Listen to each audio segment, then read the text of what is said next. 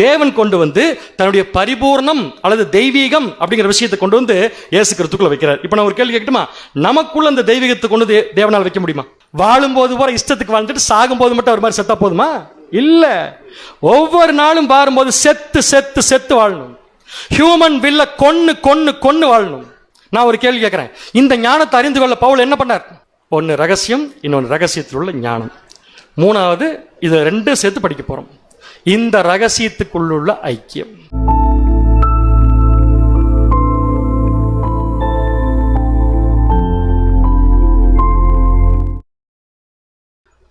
கிறிஸ்து இயேசுக்குள் மிகவும் அன்பாய் அழைக்கப்பட்ட அன்புக்குரிய சகோதரர்களே, அன்புக்குரிய சகோதரிகளே, உங்கள் அனைவருக்கும் கிறிஸ்துக்குள்ளான அன்பின் வாழ்த்துக்களை மறுபடியுமாக இந்த ஒரு நேரத்திலும் தெரிவித்துக் கொண்டு, தேவன் அவருடைய குமாரனாகிய இயேசு கிறிஸ்துடைய மரணத்தை நாம் நினைவு கூறக்கூடிய நாளுக்கு நம்மை அழைத்து சென்று கொண்டிருக்கிறார். அநேக சத்தியங்கள் மூலமாக நாம் ஒவ்வொரு நாளும் வழிநடத்தப்பட்டு வருகிறோம் அப்படிங்கிற விசுவாசத்தோட ஒவ்வொரு பாடங்களாக நம்ம பார்த்துட்டு வரோம். அதுலேயும் இன்னைக்கு நம்ம பார்க்க போகிறது 11வது பாடம் அப்படின்னு நான் நினைக்கிறேன். கரெக்டாக நினைக்கிறேன், 11வது பாடம். ஸோ இந்த பாடத்துடைய தலைப்பு பார்த்தீங்கன்னா மிஸ்ட்ரி ஆஃப் கிரைஸ்ட் அப்படிங்கிற தலைப்பு இங்கிலீஷில். தமிழில் வந்து பார்த்தீங்கன்னா கிறிஸ்துவின் ரகசியம் அல்லது கிறிஸ்துவை பற்றின ரகசியம் அப்படிங்கிற தலைப்பின் கீழே ஒரு பாடத்தை நம்ம பார்க்க போகிறோம். ஸோ இந்த பாடத்தை நம்ம எங்கேருந்து பார்க்க போகிறோம் அப்படின்னு பார்த்தீங்கன்னா, அப்போஸ்தலனாகிய பவுல் எபேசியருக்கு எழுதின நிருபம் அதில் 3வது அதிகாரத்தில் 3வது வசனத்திலிருந்து 11ஆம் வசனம் வரைக்கும் இருக்கக்கூடிய ஒரு பகுதியில் வரக்கூடிய ஒரு கண்டென்ட். இப்போ அதை நம்ம மறுபடியும் வாசிக்கலாம். நீங்கள் தலைப்பை மட்டும் உள்வாங்கிக்குவாங்க. அப்புறம் நான் சொல்கிற பாயிண்ட்டை நீங்கள் வந்து மறுபடியும் நம்ம கேதர் பண்ணிக்கலாம். ஸோ இந்த 3ஆம் வசனத்திலிருந்து 11ஆம் வசனம் வரைக்கும் அப்போஸ்தலனாகிய பவுல் சொல்லியிருக்கிற இந்த ஒரு விஷயத்தை கிறிஸ்துவின் ரகசியம் அப்படிங்கிற தலைப்பின் கீழே பார்க்க போகிறோம். அதுக்கு முன்னாடி ஒரு விஷயத்தை நான் சொல்லிடுறேன். மெமோரியல் சப்ஜெக்டில் வந்து அப்பம், திராட்சரசம், அப்புறம் சிலுவையின் பாடுகள், இதை பற்றி நம்ம பார்க்குறோம். இல்லைன்னு சொல்கிறதில்ல, அதை தான் நம்ம தியானிக்கிறோம். ஏன்னு கேட்டிங்கன்னா நமக்கு அதான் தேவை, நம்முடைய மைண்டில் தான் உள்ளே போகணும் அப்படின்னு பார்க்குறோம். அதே சமயத்தில் நாம் எந்த நிலைமையில போய் நினைவு கூறுதல் அனுசரிக்க போகிறோங்கிறது ரொம்ப முக்கியமான விஷயம் தான். கிறிஸ்து எப்படி இருக்கிறாங்கிறத விட நாம் எந்த நிலைமையில போய் அனுசரிக்க போகிறோங்கிறது ரொம்ப முக்கியமான விஷயம் தான். இப்போ கூட தேவனுடைய பிள்ளைகள் கிட்ட ஒரு கேள்வி கேட்டால், ஏப்ரல் 4ஆம் தேதி நினைவு கூறுதல் அனுசரிக்கிற அளவுக்கு நம்ம தகுதி ஆகிட்டோமான்னு கேட்டால் நம்முடைய பதில் என்னவா தான் இருக்கும்? கண்டிப்பாக. அப்போ எதை அதிகமாக பார்க்க வேண்டியதுன்னா நம்மளை தகுதிப்படுத்தக்கூடிய சத்தியங்கள். அந்த அடிப்படையில் நினைவு கூறுதலுக்காக நம்ம இன்னைக்கு பார்க்க போகிற இந்த சப்ஜெக்டுடைய தலைப்பு கிறிஸ்துவை பற்றின ரகசியம் அப்படிங்கிற தலைப்பின் கீழே எபேசியர் 3ஆம் அதிகாரத்திலிருந்து ஒரு பாடம் பார்க்க போகிறோம். ஸோ இந்த பாடத்தில், இந்த சாப்டரில் 3ஆம் அதிகாரத்தில் வரக்கூடிய வசனங்களை நம்ம 3 தலைப்பின் கீழே பார்க்க போகிறோம். இது ஞாபகம் வச்சுக்கோங்க. முதல்ல இங்கிலீஷில் வந்து பார்த்தீங்கன்னா த மிஸ்ட்ரி அப்படிங்கிற தலைப்பின் கீழ் பார்க்க போகிறோம். அடுத்தது நாலேஜ் இன் த மிஸ்ட்ரி. 3வது ஃபெலோஷிப் ஆஃப் த மிஸ்ட்ரி. தமிழில் உள்வாங்கிக்கலாம். நம்ம அதை 3 தலைப்பின் கீழ் தான் இந்த 3, அதாவது இந்த 3ஆம் அதிகாரத்தில் வரக்கூடிய விஷயத்தை நம்ம படிக்க போகிறத, கிறிஸ்துவின் ரகசியத்தை 3 தலைப்பின் கீழே பார்க்க போகிறோம். ஒன்று வந்து தமிழே படிச்சிடலாம், கிறிஸ்துவை பற்றின ரகசியம், அது ஃபர்ஸ்ட் டாபிக். 2வது கிறிஸ்துடைய ரகசியத்தில் அந்த ரகசியம் என்னன்னு கண்டுபிடிச்சிட்டோம்னு வச்சுக்கோங்களேன்.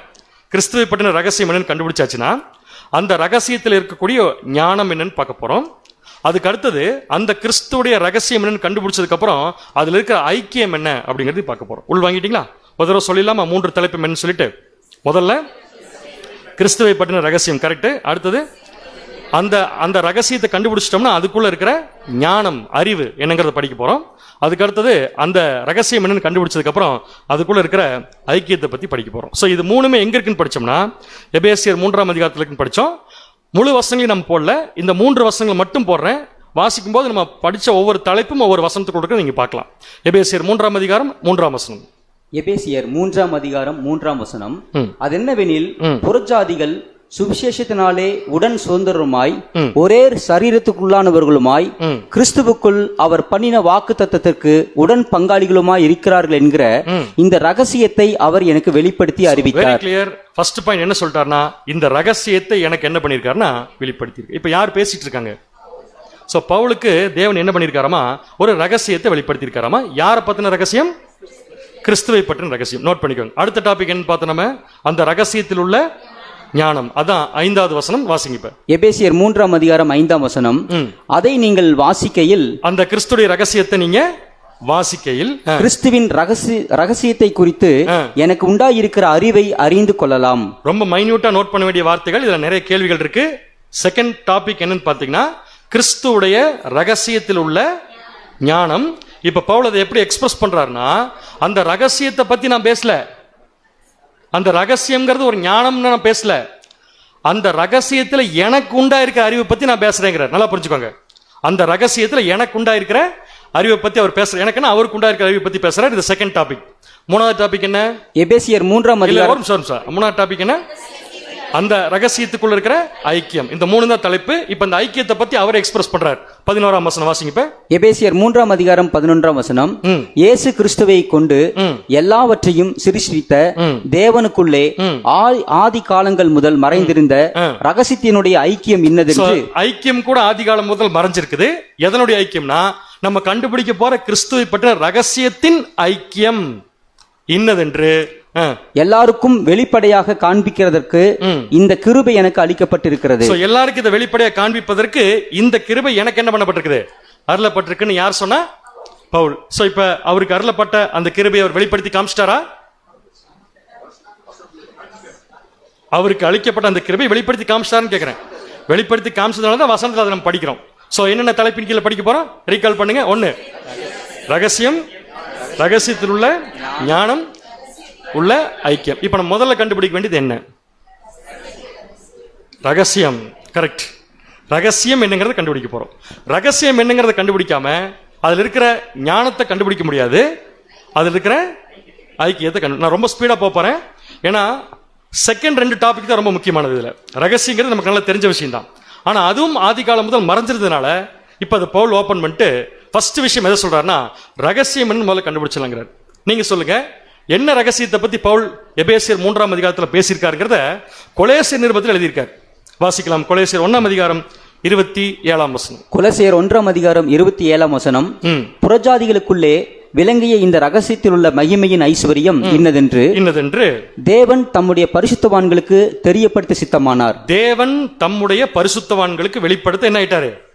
சித்தமாயிட்டார். இவர் வெளிப்படுத்திட்டார், சித்தமானார். அந்த ரகசியம் என்னன்னா கிறிஸ்துவானவர் மகிமையின் நம்பிக்கையாக உங்களுக்குள் இருப்பதே அந்த ரகசியம். அன்பான சகோதர சகோதரிகளே, முதல் கேள்விக்கு விடை கண்டுபிடிச்சாச்சு. அந்த ரகசியம் என்ன? கிறிஸ்துவானவர் மகிமையின் நம்பிக்கையாக உங்களுக்குள் இருப்பதே அந்த. அப்ப சிம்பிளா சொன்னா அவர் டீல் பண்ற இந்த சாப்டர் இருக்கிற ரகசியம்ங்கிறது என்ன? வேற ஒண்ணுமே இல்ல. கிறிஸ்து யாருக்குள்ள இருக்காரு? நமக்குள்ள இருக்காரு. புரிஞ்சது? இது நமக்கு ரகசியமா இல்ல. என்ன நம்ம முன்னாடியே படிச்சிட்டோம். கரெக்டா? இது நமக்கு புது விஷயம் இல்ல, நமக்கு ரகசியம் இல்ல, முன்னாடியே படிச்சிட்டோம். இப்ப நம்ம என்ன பண்ண போறோம்? ஏன் பவுல் இதை ரகசியம் சொல்றாருன்னு ஃபர்ஸ்ட் பார்க்கலாம். ஏன் சொல்றாருன்னா முதல்ல கிறிஸ்து அப்படிங்கிற வார்த்தைக்கு என்ன அர்த்தம்? அது ஒரு ரகசியம், தனியா விட்டுறலாம். அப்புறம் அபிஷேகம் பண்ணப்பட்டவர். சரியான பதில், அனாயிண்டட். பழைய ஏற்பாட்டு காலத்துல யாரையெல்லாம் தேவன் அனாயிண்ட் பண்ணுவார்? ராஜாக்கள், ஆசாரி. எதுக்காக அனாயிண்ட் பண்ணுவார்? தேவனுடைய. அப்ப ஒருத்தர் அபிஷேகம் தேவன் பண்ணிட்டார்னா அவர் ஒரு வேலைக்காக, தேவனுடைய வேலைக்காக நியமிக்கப்பட்டிருக்கிறார் என்று அர்த்தம். கிளியரா இருக்கா உங்களுக்கு? இது ஸ்பீடா தான் போகணும். என்ன சப்ஜெக்ட் 1 ஹவர்ல முடிக்கணும். ஒரு அபிஷேகம் பண்ணப்பட்டிருக்கார், ஒருத்தர் அபிஷேகம் பண்ணப்படுறாருன்னா அவர் ஏதோ ஒரு வேலைக்கு தேவன் என்ன பண்ணிருக்கார்? அவரை பிக்ஸ் பண்ணிருக்கார். சர்டன் ஒர்க்குக்கு அவர் என்ன பண்ணிருக்காருன்னா பிக்ஸ் பண்ணிருக்கார். அதே மாதிரிதான் தேவன் இயேசு கிறிஸ்துவ கூட ஒரு ஒர்க்குக்காக பிக்ஸ் பண்ணார். கரெக்டுங்களா?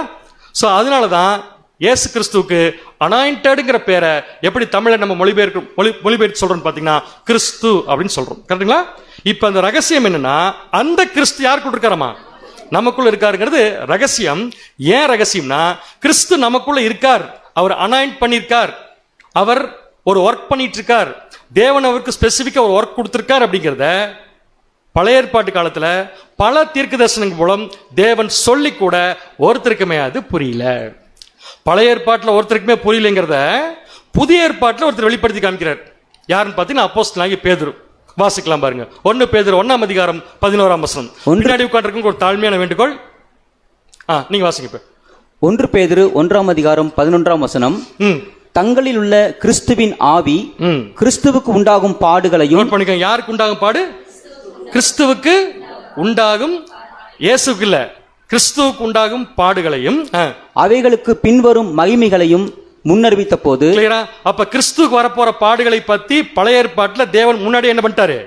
அறிவிச்சிட்டார். முன்னறிவித்த போது யாருமே அதை பத்தி என்ன பண்ணல? திங்க் பண்ணல. புரிஞ்சவங்களுக்கு நான் சொல்றது வசனம் ரொம்ப கருகலா இருக்கா? பழைய ஏற்பாட்டிலிருந்து தேவன் இயேசு கிறிஸ்துங்கிற ஒரு ஒர்க்கை பிக்ஸ் பண்ணிட்டார்.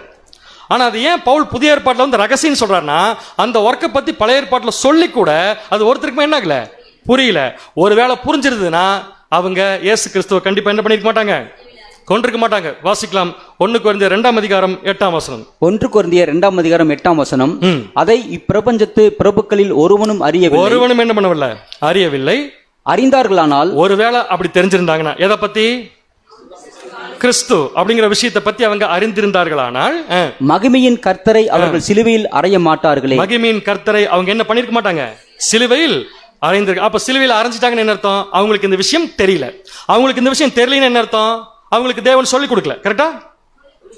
அப்படின்னு தலையை அப்படியே ஆட்டிட்டு போல் இருக்கு. சொல்லி கொடுத்தாரு, இருந்தாலும் என்ன ஆகல, தெரியல. அதனாலதான் புதிய ஏற்பாட்டு காலத்தில் அப்போஸ்தலனாகிய பவுல் என்ன சொல்றாருன்னா, இந்த விஷயம் இது வரைக்கும் என்னவா இருக்குது, புரிஞ்சவங்களுக்கு இது வரைக்கும் என்னவா இருக்குது, ரகசியமா இருக்கு. இப்ப ரகசியம் ஓபன் ஆயிடுச்சுல. இப்ப சொல்லுங்க, கிறிஸ்துனா என்ன, கிறிஸ்துவின் ரகசியம் என்ன, கிறிஸ்து என்றால் என்ன? சரியான பதில் என்ன, Christ composed not of one. கிறிஸ்து என்பவர் ஒருத்தர் கிடையாது, பட் ஆஃப் மெனி மெம்பர்ஸ். அப்ப கிறிஸ்துங்கிறவர் ஒருத்தர் கிடையாது, அதுக்குள்ள எத்தனை பேர் இருக்காங்க, நிறைய பேர் இருக்காங்க. இந்த வேலையை அல்லது இந்த பேரை தேவன் யார் கொடுத்தார்னா, கிறிஸ்து கொடுத்தார். அப்ப கிறிஸ்து என்ன அர்த்தம், மௌனமாக அமைதியாக உட்கார்ந்திருக்க வேண்டும் என்ற அர்த்தம். கிறிஸ்து என்றால் என்ன அர்த்தம், ஒரு ஒர்க்குக்காக அவர் என்ன பண்ணிருக்கார், தேவன் பிக்ஸ் பண்ணிருக்கார். அப்ப கிறிஸ்து அந்த வேலையை தனியா செய்ய போறது இல்ல. கிளியர்? அவர் கூட நிறைய பேர் இருக்க போறாங்க, அவருக்குள்ள நிறைய பேர் இருக்க போறாங்க. அதுல யாரும் இருக்க போறானா, நாமளும் இருக்க போறோம். இது ரகசியம் அப்படின்னு சொல்லி அப்போஸ்தலனாகிய பவுல் சொல்றார். இப்ப அடுத்த கேள்வி, எதுக்காக தேவன் கிறிஸ்துவை எல்லாரோட சேர்த்து இணைத்து ஒரு வேலையை கொடுக்கணும்? கிறிஸ்து அப்படிங்கிற வார்த்தையினுடைய வேலை என்ன, அல்லது கிறிஸ்துங்கிறது வேலைன்னா அது என்ன வேலை? கிறிஸ்துன்னு என்னன்னு கண்டுபிடிச்சிட்டோம், அனாயிண்டட். பட் கிறிஸ்துங்கிறது ஒரு வேலை தானே. ராஜாக்கள்ங்கிறது ஒரு வேலை, அதுக்கு அபிஷேகம் பண்றார். ஆசாரியன்கிறது ஒரு வேலை, அதுக்கு அபிஷேகம் பண்றார். கிறிஸ்துங்கிறதும் அபிஷேகம் பண்ணப்பட்டவர், அது ஒரு வேலை தானே. அந்த வேலை என்ன வேலைன்னு கேட்கிறேன். என்னவா கிறிஸ்து எதை பண்ண போறாருங்கிறதுக்காக தேவன் அவருக்கு கிறிஸ்துன்னு பேர் வச்சார்.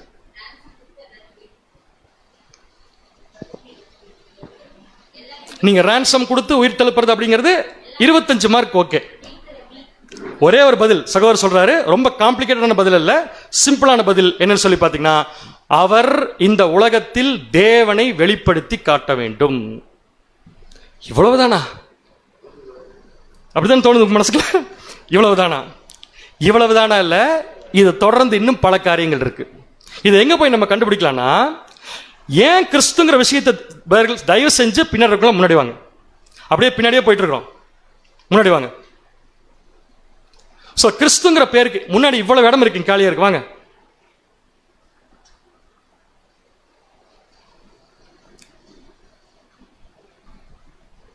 ஓகே. சோ தேவனை என்ன பண்ணணும், அவர் வெளிப்படுத்தி காட்டணும். எப்படி வெளிப்படுத்தி காட்டணும் அப்படிங்கிறதுக்கு ஒரு வசனம் வாசிக்கலாம். 1 தீமோத்தேயு 6:15. 1 தீமோத்தேயு 6:15. அந்த பிரசன்னமாகுதலை தேவன் தம்முடைய காலங்களில் வெளிப்படுத்துவார். அந்த பிரசன்னமாகுதலை தேவன் ஒரு காலத்துல என்ன பண்ணுவாராமா, எதை வெளிப்படுத்துவார்னா, தேவன் யாருங்கிறத என்ன பண்ணுவார், வெளிப்படுத்துவார். இப்ப நீங்க சொல்லுங்க பார்க்கலாம், தேவன் யாருங்கிறத தேவன் வெளிப்படுத்துறதுக்கு இந்த பூமியில ஒரு பர்சன் செலக்ட் பண்ணும். நம்மள யார் அதுக்கு குவாலிஃபைட், நம்மள யார் அதுக்கு குவாலிஃபைட்னு கேட்கிறேன். நீங்க மௌனமா உட்கார்ந்து பார்த்தா குவாலிஃபைட் இருக்க மாட்டேங்குது. யார் குவாலிஃபைடு? யாருமே குவாலிஃபைடு இல்ல. அப்ப இது ஒரு பெரிய வேலை தானே. அப்ப இந்த பூமியில இந்த ஒர்க்கை செய்யறதுக்கு யாருமே இல்லை. கரெக்ட்? அப்படின்னு இது யாரைத்தான் பண்ணி ஆகணும்? இப்ப வேற வழி இல்லை, இயேசு கிறிஸ்து தான் வந்த. இதெல்லாம் எதுக்காக படிக்கிறோம், அவருடைய வேலை என்னன்னு எதுக்காக படிக்கிறோம்? இவ்வளவு விஷயங்கள் இந்த வேலைக்குள் இருக்குது, அதான் ரகசியம்.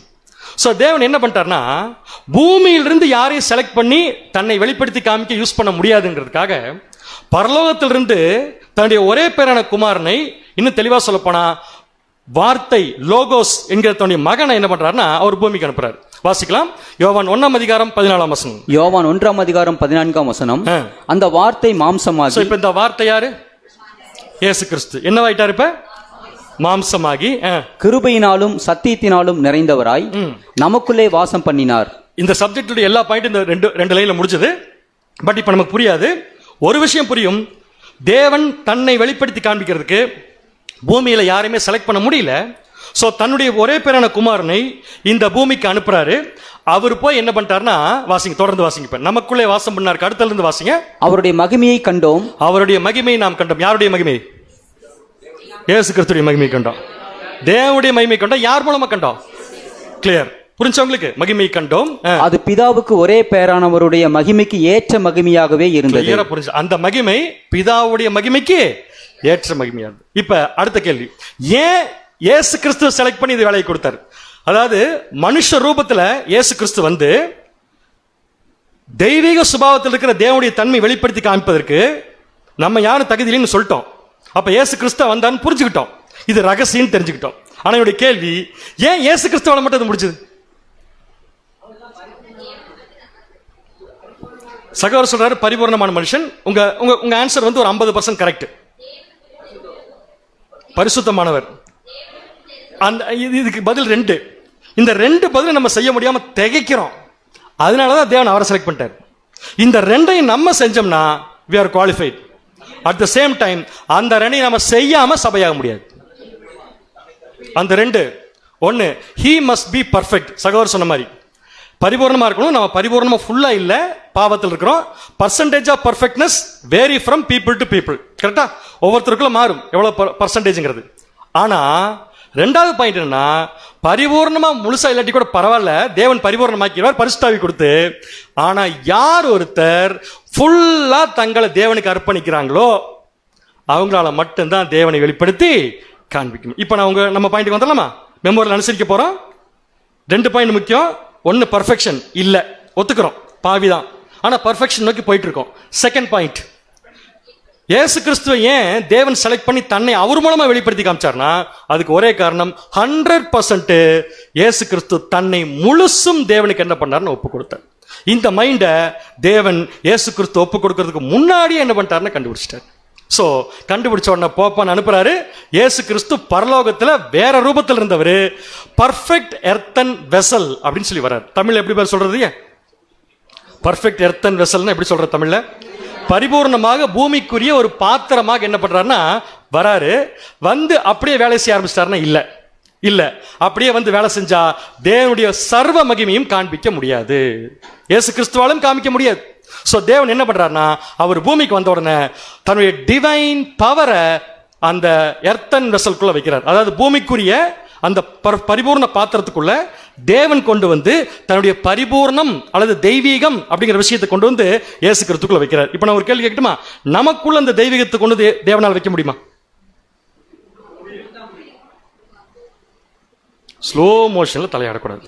அந்த தெய்வீகத்தை தேவன் நம்பி வச்சார்ல, தெய்வீக தன்மைன்னு வச்சுக்கோங்க, அதை நமக்குள்ள வைக்க முடியுமான்னு கேட்கிறேன் நான். முடியும், சொல்லி பார்ப்போம். வந்தா வரட்டு, வராட்டி போட்டு வைக்க முடியுமா முடியாதுங்கிறதையும் பார்க்கலாம். நம்ம கட்டாயமா நம்ம தனியா இருந்தா முடியாது. ஆனா தேவன் வச்சிருக்கார், அதுதான் ரகசியம். எப்படின்னு பார்க்கலாமா? சோ முதல்ல இப்ப இந்த மாதிரி ஒரு விஷயம் நடந்த உடனே இம்மிடியேட்டா இயேசு கிறிஸ்துக்குள்ள இப்ப தேவனுடைய தெய்வீக தன்மை உள்ள வந்துருச்சு. இதைத்தான் இயேசு கிறிஸ்து ஒரு தடவை சொல்றாரு. யோவான் 14 அதிகாரம் 10 வசனம். யோவான் 14 அதிகாரம் 10 வசனம். நான் பிதாவிலும், நோட் பண்ணிக்கோங்க, நான் யாரில் இருக்கிறேன்? பிதாவிலும், பிதா என்னிலும் இருக்கிறதை நீ விசுவாசிக்கிறது இல்லையா? பிதா யாருக்குள் இருக்காரு? எனக்குள் இருக்காரு. எப்படி இருக்காரு? அவருடைய தெய்வீகம் எனக்குள் இருக்குது.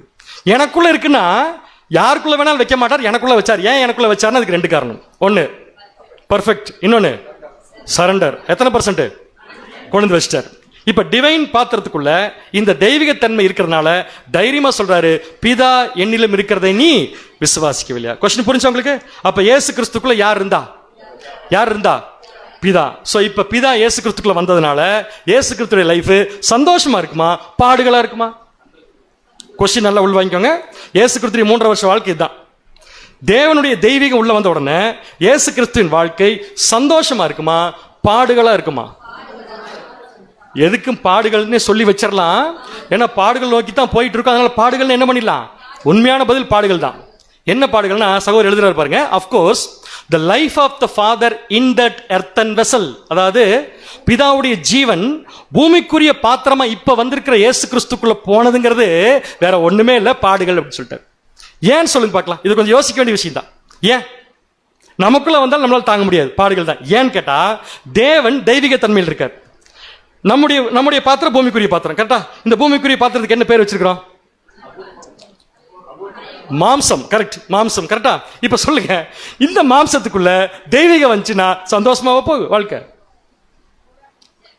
புரியலையா?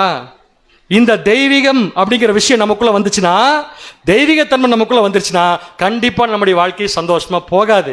ஏன்னு சொன்னா ஒவ்வொரு சந்தர்ப்பத்திலையும் நமக்குள் இருக்கிற தேவனுடைய சாயல், நான் நமக்குள்ள சொல்றது எக்ஸாம்பிளுக்காக படிச்சுட்டு இருக்கிறது இயேசு கிறிஸ்து வச்சு, ஒவ்வொரு தடவையும் இயேசு கிறிஸ்துக்குள் இருந்த தேவனுடைய சாயல் ஒவ்வொரு சந்தர்ப்பத்திலும் இயேசு கிறிஸ்து ஒரு வேலையை செய்யும் போது அவருடைய மாம்சம் வேற ஒண்ணு சொல்லும், தெய்வீக சாயல் வேற ஒண்ணு சொல்லும். கரெக்டுங்களா?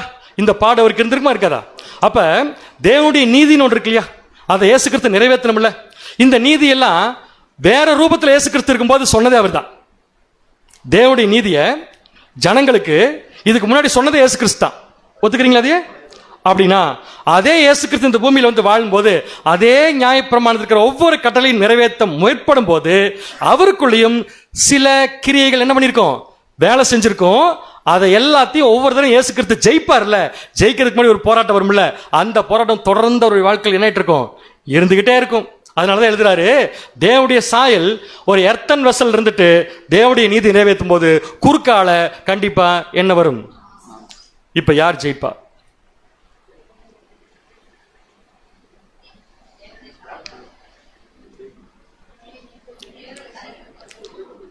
யார் ஜெயிப்பான்னு மட்டும் தான் கேட்டேன். எந்த கொஸ்டின் கேட்காம அப்படியே நின்றுக்கிறேன், என்ன பதில் வருதுன்னு பார்க்கலான்ட்டு.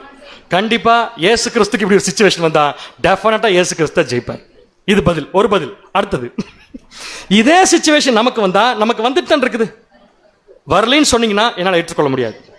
வருது இல்ல, வரும்போது அதை வச்சுதான் உணர்ந்துக்கிறோம் நம்ம யாருன்ட்டு. அப்படி வரும்போது ஒவ்வொரு சந்தர்ப்பத்திலையும் மாம்சத்தை நாம் ஜெயிக்க முடியுதா? உண்மை சொல்லுங்க, நம்ம தப்பு தனி நமக்குள்ள தானே பேசிக்க போறோம். முடியுதா? போராடுறது எனக்கு புரிஞ்சுது, ஜெயிக்க முடியுதான்னு கேட்கறேன் நான். இயேசு கிறிஸ்துவும் போராடுற, ஜெயிச்சிடறாருல.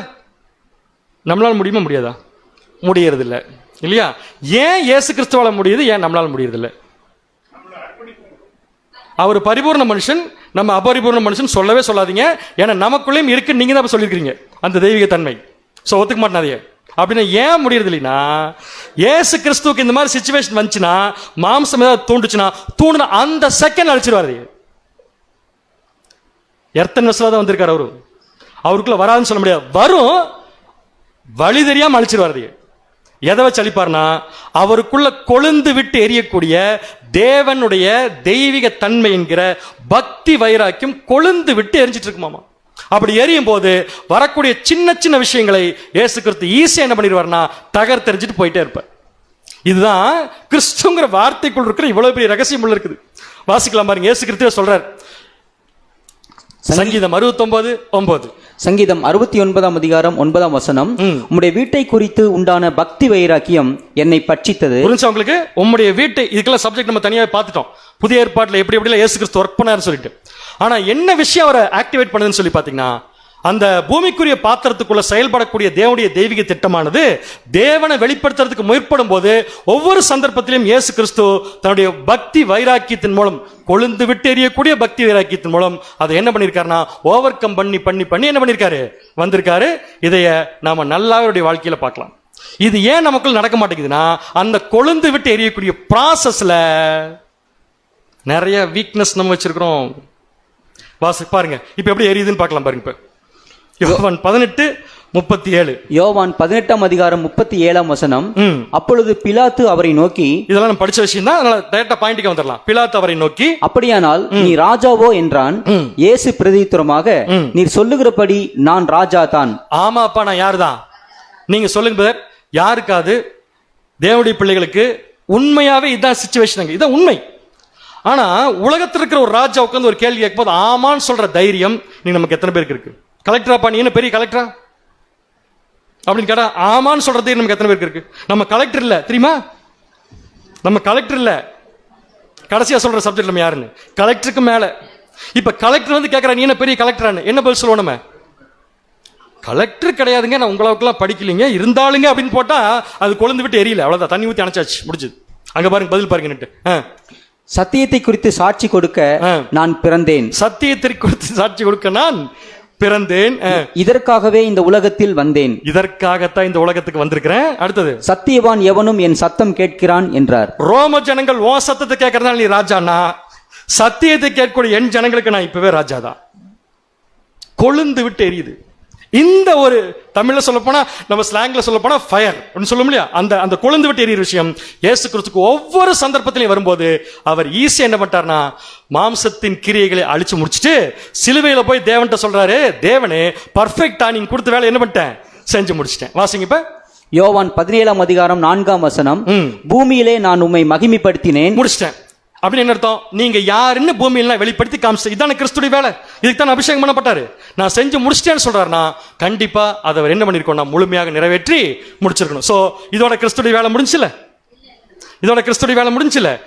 இன்னும் ரகசியமே ஃபுல்லா முடியல, இதோட முடியல. உடனே தேவன் அப்ரிஷியேட் பண்ணி ஓகேப்பா உனக்கு 100க்கு 100 மார்க் அப்படின்னு சொல்லிட்டாரா? இல்ல. இந்த பாயிண்ட்டுக்கு இயேசு கிறிஸ்து வந்த உடனே, எந்த பாயிண்ட்டுக்கு?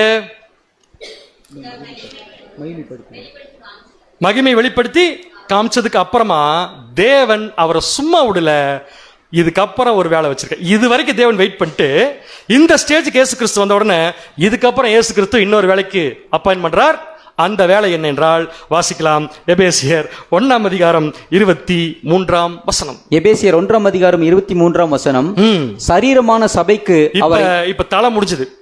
கிளியர்? தலை முடிஞ்சது. இப்ப தலை கம்ப்ளீட் ஆகி முடிஞ்சது. இப்ப தலைய தேவன் என்ன பண்றாராமா, சரீரமாகிய சபைக்கு அவரை என்னவா கொடுத்தாராமா, தலையா கொடுத்தாரு. யார் கொடுத்தது? தேவன் கொடுத்தார். யார் கொடுத்தாரு? யார் கொடுத்தாங்க கேள்விக்கு மட்டும் பதிலே சொல்ல மாட்டோம். நமக்காக கொடுத்தார், சபைக்காக கொடுத்தார். ஓகே, சரியான பதில். இப்ப என்னோட கேள்வி, எதுக்கு சபைக்கு இயேசு கிறிஸ்து தலையா கொடுக்கணும்? தலை தனியா வந்து வேலையை முடிச்சாச்சு, ரேன்சம் கொடுத்தாச்சு, போதுமில்ல, போக வேண்டியதானே. எதுக்கு? இன்னும் இல்ல, அது முழுமையை பெறதுக்கு தேவன் 1000 வழி வச்சிருப்பாரு. சபைக்கு எதுக்கு அவர் தலையா கொடுக்கணும்? எல்லாரும் தலைவலிக்குன்னு சொல்றீங்க போல இருக்கு, இப்படி இப்படின்னு காமிச்சு. எதுக்கு தலையா கொடுக்கணும்னா, கிறிஸ்துவுக்கு என்ன வேலையோ அதே வேலைதான் பூமியில சபைக்கும் வேலை. சொல்லுங்க, கிறிஸ்துவுக்கு என்ன வேலை? சொல்லலைன்னா முதல்ல ஸ்டார்ட் பண்ணுவேன். பிதாவை வெளிப்படுத்தி காண்பிக்க வேண்டும். கரெக்டுங்களா? அப்ப சபையும் என்ன பண்ணியாக வேண்டும்? பிதாவை பதில் நாங்க சொல்ல மாட்டோம், சொல்லிட்டு எதுக்கு மாட்டிட்டு வம்பு, வெளிப்படுத்தி காட்ட வேண்டும். கரெக்டுங்களா? அப்ப கிறிஸ்துவுக்கே, பரிபூர்ண மனுஷனுக்கே பூமிக்குரிய பாத்திரமா வந்திருக்கிறப்ப தன்னுடைய தெய்வீகத்தை கொடுத்து அதை நிறைவேற்றின தேவன் கட்டாயமா சபைக்கும் அதே வேலைனா அதே தெய்வத்தன்மை யாருக்கு கொடுக்கணும்? யாருக்கு கொடுக்கணும்? பதில் வரல. யாருக்கு கொடுக்கணும்? சபைக்கும் கொடுக்கணும். கரெக்டா?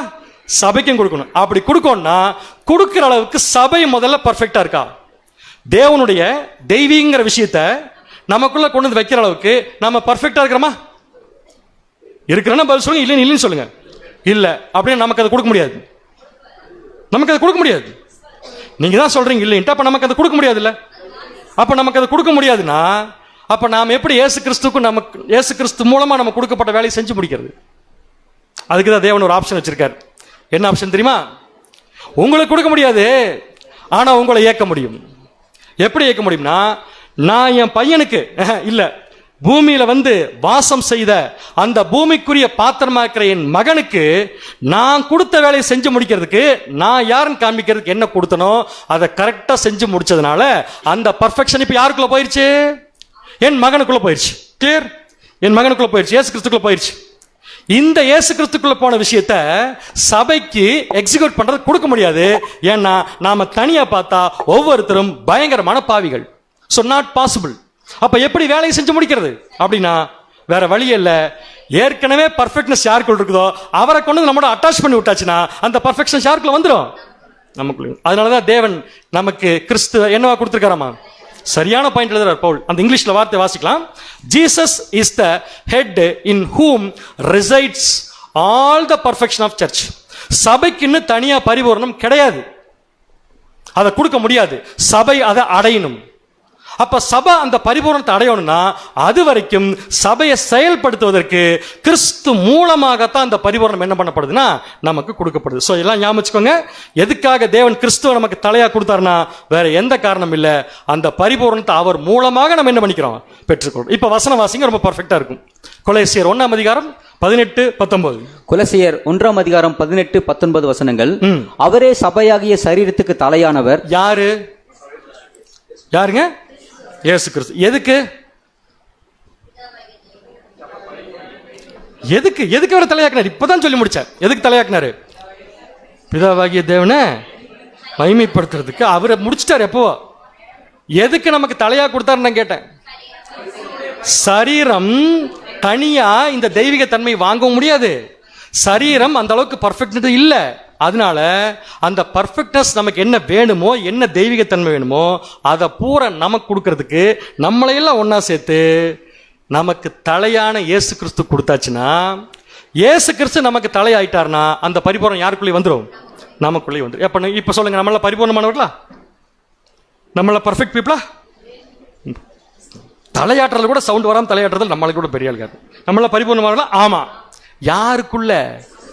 அதனாலதான் அவர் தலையை கொடுத்திருக்காரு. இந்த கான்பிடன்ட் வருது இல்ல, இதுதான் தலை. இப்ப வாசிங்க தொடர்ந்து. எல்லாவற்றிலும் முதல்வராய் இருக்கும்படி அவரே ஆதியும் மரித்தோரிலிருந்து எழுந்த முதற் பேரும் ஆனவர், சகல பரிபூர்ணமும் அவருக்குள்ளே வாசமாய் இருக்கவும். பண்ணிக்கோங்க, சகல பரிபூர்ணமும். சகோதரர்களே, கிளியரா வசனம் வாசிக்கும் போது கவனிங்க. சகல பரிபூர்ணமும் அவருக்குள்ள. யாருக்குள்ள? நமக்குள்ள. இதுதான் பவுல் சொல்றாரு. இதான் ரகசியம். என்ன ரகசியம்னா, கிறிஸ்துவனா யாரும் இருக்காதுல, நம்ம புரிஞ்சு உங்களுக்கு. சோ அந்த பரிவர்ணம் இப்ப யாருக்குள்ளே வந்தாச்சு? நமக்குள்ளேயும் என்ன ஆச்சாச்சுன்னா வந்தாச்சு. அப்படிங்கறத தெளிவா என்ன பண்ணிக்கலாம், படிச்சுக்கலாம். அடுத்த வசனம் எபேசியர் 1:6. எபேசியர் 1 வசனம். தம்முடைய தயவுள்ள சித்தத்தின்படியே நம்மை கிறிஸ்துவின் மூலமாக, நம்மை டைரக்டா இல்லை, எந்த இடத்துலயும் வசனம் அப்படி வரவே வராது.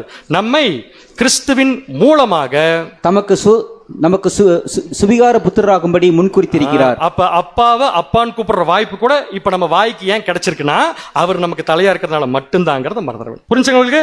சோ கிறிஸ்து என்றால் என்ன? டக்கு டக்குன்னு பதில் சொன்னா அடுத்த பாயிண்ட் போலாம். ரகசியம் என்ன? ரகசியமா சொல்லவே இல்லை பேர் நீங்க என்கிட்ட. தேவன் தெரியப்படுத்துறது ரகசியமா? ரகசியம் என்ன? சிம்பிளான கேள்வி, சிம்பிளான பதில். கிறிஸ்து யாருக்குள்ள இருக்காரு? அப்ப கிறிஸ்துங்கிற பேருக்கு என்ன அர்த்தம்? அபிஷேகம் பண்ணப்படுறது. அபிஷேகம் பண்ணப்படுறது அர்த்தம் ஒரு வேலை. கிறிஸ்துவுக்கு என்ன வேலை? வெளிப்படுத்தி காமிக்கிறது. அதுக்கு தேவன் பரலோகத்திலிருந்து எக்ஸிக்யூட் பண்ணாரா, பூமிக்கு வந்து பண்ணாரா? இயேசு கிறிஸ்து பரலோகத்தில் வச்சு இந்த வேலையை பண்ணாரா, பூமியில வச்சு பண்ணாரா?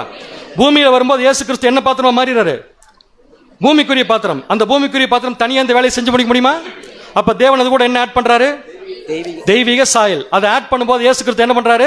தேவன் யார் வெளிப்படுத்தி காமிச்சிட்டாரு, சக்சஸ்ஃபுல்லா செஞ்சு முடிச்சிட்டாரு. இப்ப தலை ரெடி.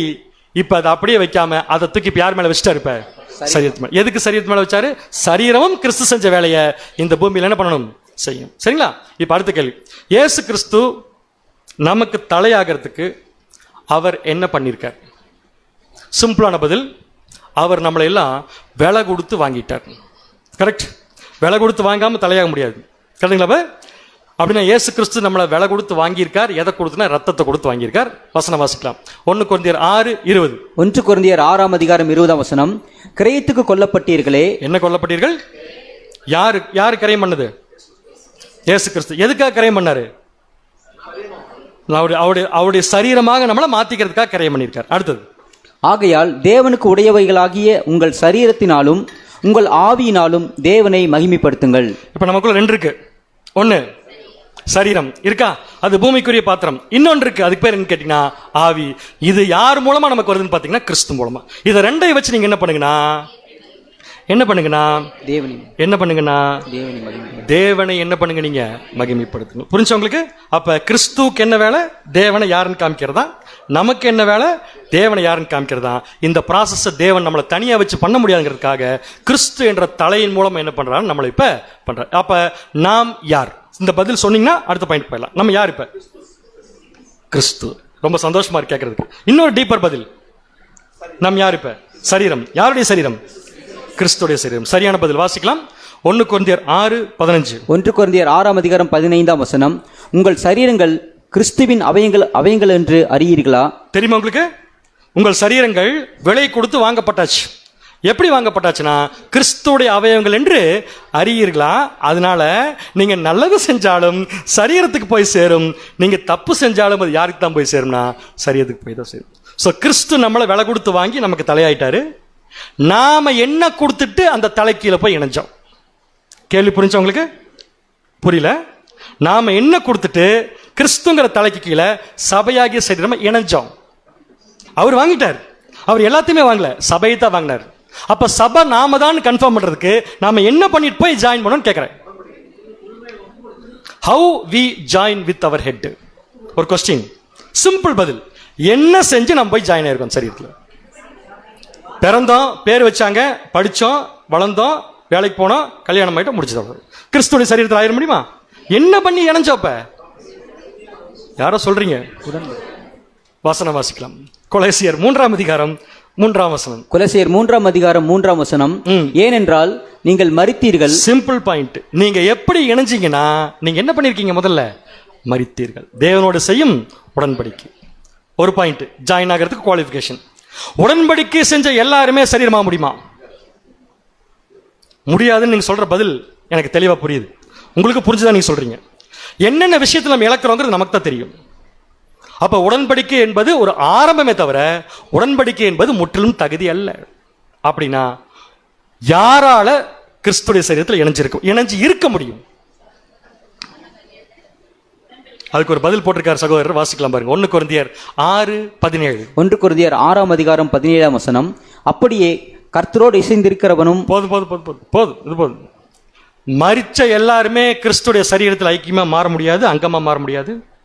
யார் யாரெல்லாம் கர்த்தரோடு இசைந்து இருக்கிறாங்களோ அப்படின்னு சொல்ல போனா, என்ன கோட்பாடுகள் கீழே நம்ம பேப்டிசம் எடுத்தோமோ, ஞானஸ்தானம் எடுத்தோமோ, எந்த நீதிக்கு நம்ம கீழ்ப்படிஞ்சு ஞானஸ்தானம் எடுத்தோமோ, அந்த நீதியை கிறிஸ்துங்கிற தலைக்கு கீழ் இருந்து தொடர்ந்து யார் நடத்திட்டு வராங்களோ அவங்களால மட்டும்தான் கிறிஸ்துடைய சரீரத்தில் என்னவாக மாற முடியும்? அங்கமாக மாறும். சரிங்களா? இப்ப ஒரு கொஸ்டின் உங்ககிட்ட கேட்கிறேன். கிறிஸ்துவுக்குள்ள தேவன் தன்னுடைய அந்த தெய்வீக தன்மையை கொடுத்ததுனால ஒவ்வொரு சந்தர்ப்பத்திலும் கிறிஸ்து அந்த ஆவி கொழுந்து விட்டு எரிஞ்சதுன்னு படிச்சோம் இல்லையா? கன்சியூமிங் ஃபயர் படிச்சோம் இல்லையா? அது அவருக்குள்ள நடக்குதுன்னா நமக்குள்ள அது நடக்குமா நடக்காதா? கண்டிப்பா நடக்கும். அவரோட நமக்கு அதிகமா நடக்குமா கம்மியா நடக்குமா? கொழுந்து விட்டு எரியிற ப்ராசஸ் அவருக்கு நடக்கும், நமக்கு நடக்கும். தெளிவாக ஒத்துக்கிட்டீங்க. அவரை விட நமக்கு அதிகமாக நடக்குமா கம்மியாக நடக்குமா? பட்டிமன்றம் வச்சிடலாம், வேற என்ன பண்ண முடியும் இருக்கு? அதிகம்னு சொன்னாலும் மாட்டிக்குவோம், தப்புன்னு கம்மின்னு சொன்னாலும் மாட்டிக்குவோம். அதிகமாக சொன்ன என்ன அர்த்தம்னா, அப்ப நமக்குள்ள மாம்சத்தின் கிரிகள் அதிகமாக இருக்கின்றது அர்த்தம். கரெக்ட் தானே? நல்ல விஷயம் தானே வருது. மாம்சத்துடைய தூண்டுதல் நீதியை செய்யும் போது அதிகமா வருதுன்னா, ஒவ்வொரு டைமும் மாம்ச குறுக்க வரப்ப ஒவ்வொரு டைமும் மாம்சத்தை அழிச்சு நமக்கு வேலை அதிகமாகினாலும் அழிச்சு முடிச்சிட்டோம்னா சந்தோஷம் தான். அப்ப நமக்குள்ள அதிகமா இருந்தாலும் சரி கம்மியா இருந்தாலும் சரி, ஒரு கன்சியூமிங் ஃபயர் இல்லைன்னா நாம் கிறிஸ்துடைய சரீரத்தில் ஐக்கியமாக மாற முடியாது. இதை நீங்க உண்மையா ஒத்துக்கோங்க பார்க்கலாம். இப்ப இது ரகசியமா இல்லையா? நமக்கு இந்த விஷயம் கிளியர் தானே? ரகசியம் இல்லையா? ரகசியம் தான். இப்ப ரகசியம் என்னன்னு புரிஞ்சிட்டோம் இல்லையா? ரகசியம் என்ன? வேற ஒண்ணும் இல்ல. ஒரு தலை இருக்குங்க, ஒரு சரீரம் இருக்குங்க. தலை வேற யாரும் இல்லைங்க, இயேசு கிறிஸ்துங்க. அவரு மரிச்சு முடிச்சிட்டாருங்க. தன்னுடைய வாழ்க்கையில தேவன் நினைச்சதை எதிர்பார்த்த செஞ்சு முடிச்சிட்டாருங்க. அதுக்கு தேவன் கொடுத்ததை யூஸ் பண்ணிட்டாருங்க. அதே தலையை நம்ம கூட அட்டாச் பண்ணிருக்காருங்க. எதுக்குன்னா நமக்கு அதே வேலை கொடுத்திருக்காரு. அவருக்கு நடந்த எல்லாமே நமக்கும் நடக்கும். நாமளும் அவர் மாதிரி ஒவ்வொன்றையும் நடந்தோம்னா நம்ம மூலமா இந்த வேலை செஞ்சு முடிக்கப்படும். இது ஒரு ரகசியம். ஓகே. சோ நம்ம தனியாளா அல்லது ஒரு சரீரத்துல அவயவமா இருக்கிறோமா? இதுதான் ரகசியம் சொல்லி பவுல் ஃபர்ஸ்ட் பாயிண்ட் சொல்லிட்டார். செகண்ட் பாயிண்ட், இந்த ரகசியத்தில் உள்ள ஞானம். இந்த ரகசியத்தில் உள்ள ஞானம் என்ன ஞானமா இருக்கு நினைக்கிறீங்க நீங்க? பவுல் என்ன சொல்றான்னு வாசிக்கலாம் பாருங்க. எபேசியர் 3ஆம் அதிகாரம் 5ஆம் வசனம். எபேசியர் 3ஆம் அதிகாரம் 5ஆம் வசனம். அதை நீங்கள் வாசிக்கையில் கிறிஸ்துவின் ரகசியத்தை குறித்து எனக்கு உண்டாயிருக்கிற அறிவை அறிந்து கொள்ளலாம். அதாவது பவுல் என்ன சொல்ல வரலைங்கிறதையும் முதல்ல பாத்திரலாம், ஸ்பீடா போலாம். பவுல் ரகசியம் ஒரு அறிவுன்னு சொல்ல வரல, நல்லா புரிஞ்சுக்கோங்க. அந்த ரகசியத்துல அவருக்கு கிடைச்ச அறிவை பத்தி பேசுறாரு. அப்படின்னா இப்ப நம்ம படிச்ச இந்த ரகசியத்துக்குள்ள கட்டாயமா ஒரு அறிவு இருக்கா இல்லையா? அந்த அறிவு என்னங்கிறத தான் அடுத்தது எக்ஸ்பிளைன் பண்றாரு எபேசியர் 3ஆம் அதிகாரத்துல. அவர் என்ன எக்ஸ்பிளைன் பண்ணாருங்கிறத ஃபுல்லா படிக்க வேண்டாம், நான் அப்படியே படமா ஒவ்வொரு விஷயமா எக்ஸ்பிளைன் பண்ணிட்டு போயிடுறேன். ரகசியம் பெருசு, அந்த ரகசியத்தை படிக்கும்போது எனக்கு கிடைச்ச ஞானமும் பெருசு.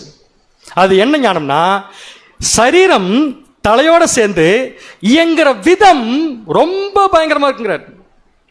நான் ஒன்றும் வேற எங்க நடக்கிற விஷயம் சொல்ல, கிறிஸ்துங்கிற தலைக்கு கீழே சரீரம் இணைஞ்சிருச்சுல, கமிட்மெண்டோட இணைஞ்சிருக்குல்ல, இணைஞ்சிருந்தா இயங்கணும்ல, இயக்குவார்ல. அப்படி இயக்குற விஷயம் நினைச்சு பார்த்தா பயங்கர ஆச்சரியமா இருக்குங்கிறார். அப்படின்னா சரீரம் தலையினுடைய இயக்கத்தின் மூலம் எப்படி இயங்குகிறது அப்படிங்கிறத அவர் தெரிஞ்சுக்கிட்டு பின்னாடி ஒரு பதில் சொல்றார். வாசிக்கலாம். எபேசியர் 3:19. எபேசியர் 3:19 அறிவு கெட்டாத அந்த அன்பை அறிந்து கொள்ள, ஒரு நிமிஷம், அறிவு கெட்டாத அந்த அன்பை அறிந்து கொள்ள வல்லவர்களாகவும் தேவனுடைய சகல பரிபூர்ணத்தாலும் நிறையப்படவும் அவர் தமது மகிமையினுடைய ஐஸ்வர்யத்தின்படியே உங்களுக்கு அனுகிரகம் பண்ண வேண்டும் என்று வேண்டிக் கொள்ளுகிறேன். அதாவது எனக்கு கிடைச்ச அந்த அறிவு, ரகசியத்தில் உள்ள அறிவு உங்களுக்கு கிடைக்கும்னு சொல்லிட்டு நான் என்ன பண்ணிக்கிறேன், தேவன் கிட்ட பிரேயர் பண்றேன்னு சொல்லி முடிச்சிட்டார். அந்த அறிவு என்னங்கிறது ஒரு பெரிய டாபிக் எழுதியிருக்காங்க. நான் அதில் ஒரே ஒரு பாயிண்ட் தான் எடுக்கிறேன். இந்த மாதிரி தலையும் சரீரமும் சேர்ந்து இருக்கிறதுனால இது ரெண்டும் சேர்ந்து இயங்கக்கூடிய இயக்கம் எப்படி இருக்கணுங்கிறதுக்கு ஒரே ஒரு பாயிண்ட். அந்த ஒரே ஒரு பாயிண்ட் என்ன, உண்மையாலுமே நாம் கிறிஸ்துவில் இணைந்திருந்தால் நாம் செய்ய வேண்டிய, இயங்க வேண்டிய முக்கியமான வேலை இதுதான். 1 கொரிந்தியர் 1:23. 1 கொரிந்தியர் 1:23 நாங்களோ சிலுவையில் அறையப்பட்ட கிறிஸ்துவை பிரசங்கிக்கிறோம். என்ன ஒர்க் நடக்குது? நாங்களோன்னு யாரு? நான் மட்டும்தான். நாங்கன்னு எல்லாரும் சொன்னதான் நம்ம தான். இப்ப நாம என்ன பண்ணணுமாமா, இயங்கணுமாமா, ஃபங்க்ஷன் ஆகணும். முதல்ல தனியா ஃபங்க்ஷன் ஆகணும், அதை பத்தி இப்ப கேள்வியே இல்லை. தலைக்கு கீழே ஃபங்க்ஷன் ஆகணும். எப்படி ஃபங்க்ஷன் ஆகணும்னா, சிலுவையில் அறையப்பட்ட கிறிஸ்துவை பிரசங்க கூடாது, சிலுவையில் அறையப்பட்ட கிறிஸ்துவை பிரசங்க. இப்ப சொல்லுங்க, கிறிஸ்துவை பிரசங்கிக்கிறதுனா என்ன, சிலுவையில் அறையப்பட்ட கிறிஸ்துவை பிரசங்கிக்கிறதுனா என்ன? கொஞ்சம் யோசிச்சுட்டுருங்க. அதுக்குள்ள அடுத்த வசனம் படிச்சால, அதுக்குள்ள வாசிங்க. 1 கொரிந்தியர் 2:2. 1 கொரிந்தியர் 2:2 இயேசு கிறிஸ்துவை சிலுவையில் அறையப்பட்ட அவரே அன்றி. யார? இயேசு கிறிஸ்துவே இல்ல, சிலுவையில் அறையப்பட்ட அவரையே அன்றி வேறொன்றையும் உங்களுக்குள்ளே அறியாதிருக்க தீர்மானித்திருக்கிறீர்கள். நீங்க வேற எதை பத்தி என்ன பண்ண வேண்டாம், கவலைப்பட வேண்டாம். சிலுவையில் அறையப்பட்ட அவரை பத்தி நீங்க அறிஞ்சுக்கோங்கன்னு சொல்றார். இதுதான் நம்முடைய இயக்கத்தின் முதல். இதை நம்ம செய்யணும் டெய்லி வேலையா. ஏன்னா நம்ம தலையோட இணைஞ்சிருக்கோம்.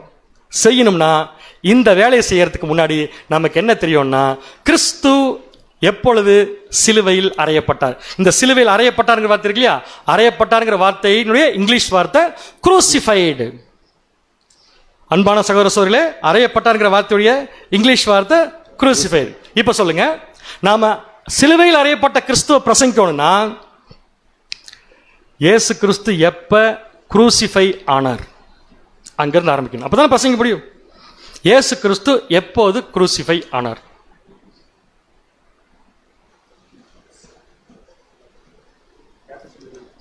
இந்த கேள்விக்கு பதில் சொல்ல முடியல. எப்படியில் நீசான் மாதம் 14. நல்ல பதில். இந்த பதில் சொல்ல முடியாம இந்த டேட் சொல்லிட்டீங்க, பரவாயில்ல.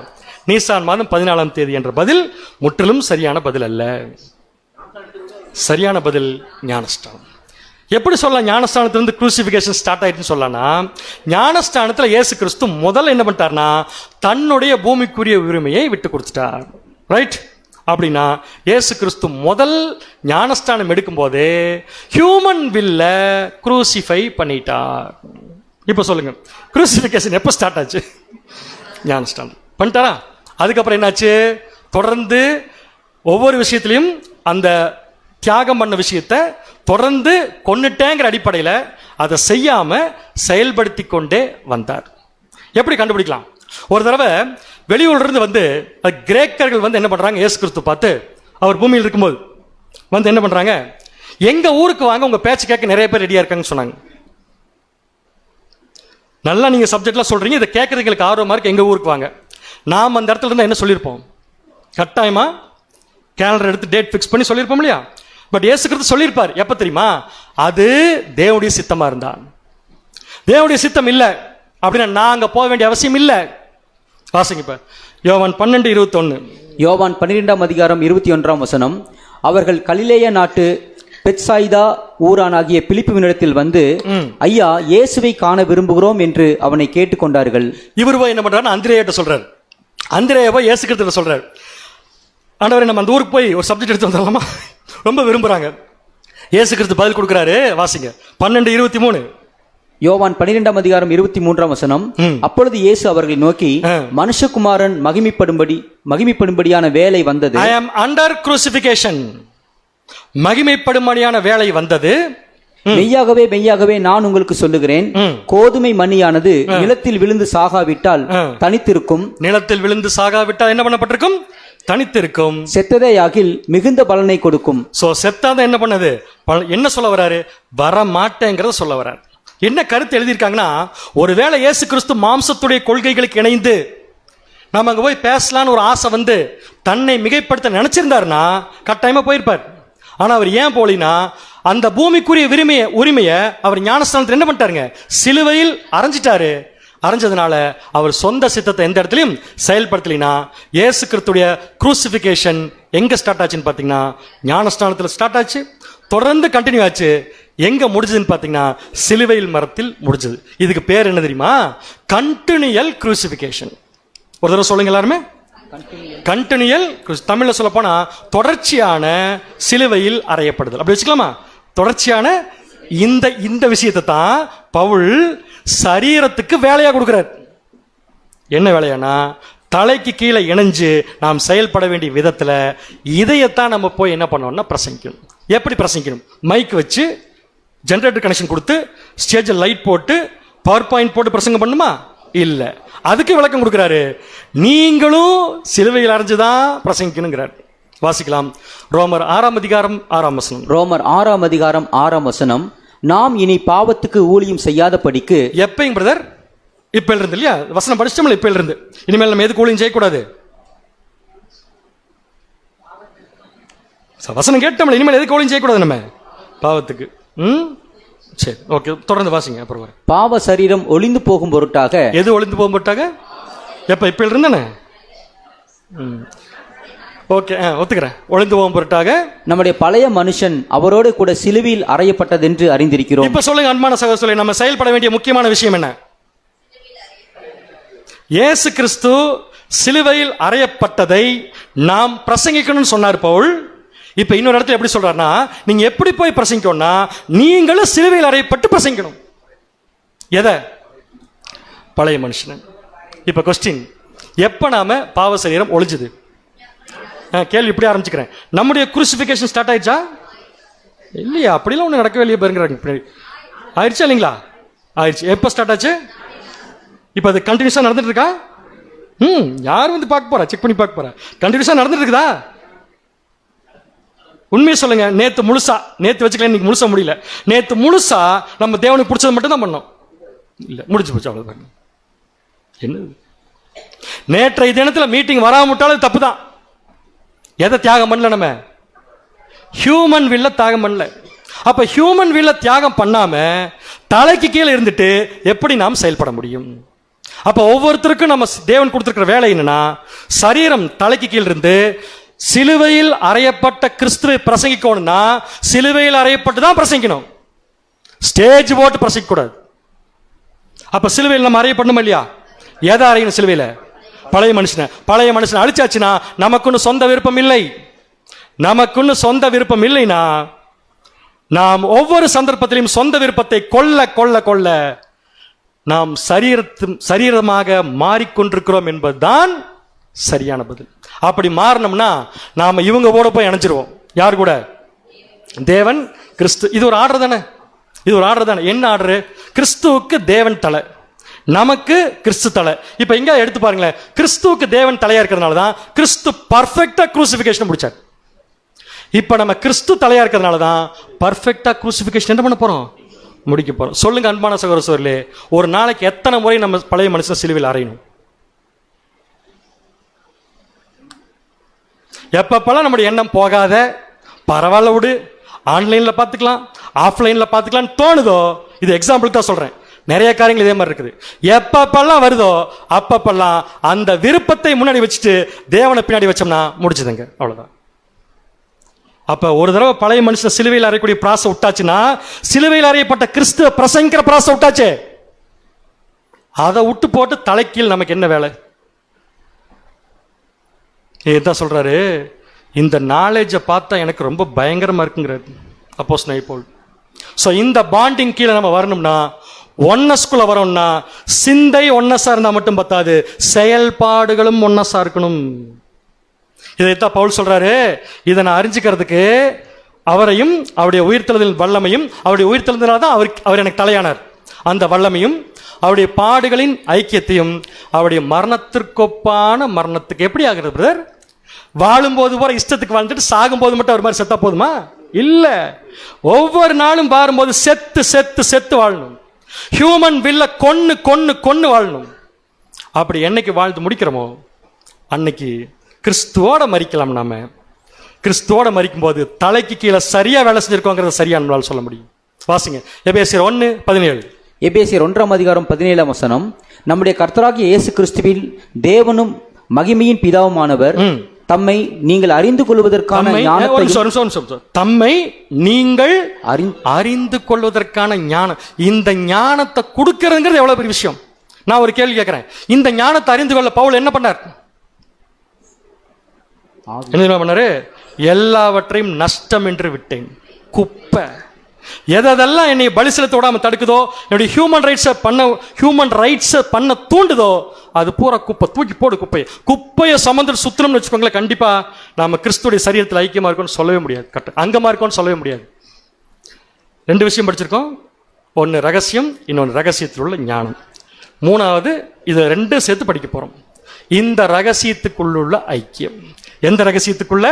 அவர் தலை, நாம சரீரம் அப்படிங்கிற ரகசியத்துக்குள்ள இருக்கிற ஐக்கியம் அப்படின்னு ஒன்று இருக்குங்கிறார். அந்த ஐக்கியம் என்னன்னா, யார் யாரெல்லாம் கிறிஸ்து மாதிரி தினமும் சிலுவையில் அறையப்படுகிறார்களோ அவர்களுக்குள்ள இந்த 3மே ஒன்னாதான் இருக்கும்.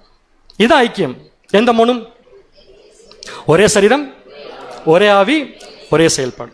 ஒரே ஆவி, ஒரே செயல்பாடு. இவங்களுக்குள்ள ஃபெலோஷிப் அப்படின்னு சொன்னா ஐக்கியம் தான் தமிழ்ல. இந்த ஐக்கியம் 2 விதமாக செயல்படும் சொல்றாரு.